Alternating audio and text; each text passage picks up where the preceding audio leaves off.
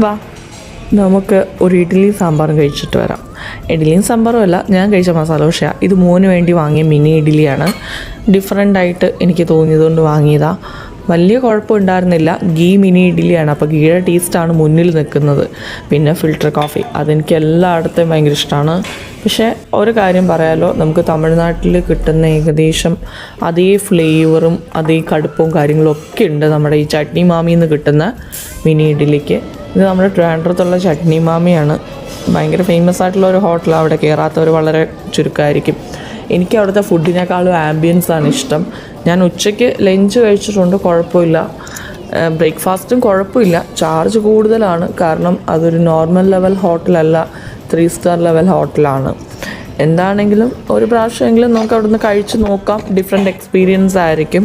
അവരുടെ സ്പെഷ്യൽ ഐറ്റംസൊക്കെ ബോർഡിലുണ്ടാവും, അത് നോക്കിയിട്ട് വേണം നിങ്ങൾ ഓർഡർ ചെയ്യാൻ. ഞാൻ അവരുടെ ബാഹുബലി ദോശയൊന്നും കഴിച്ച് നോക്കിയിട്ടില്ല. എന്താണെങ്കിലും ഒന്ന് പോയി നോക്കും.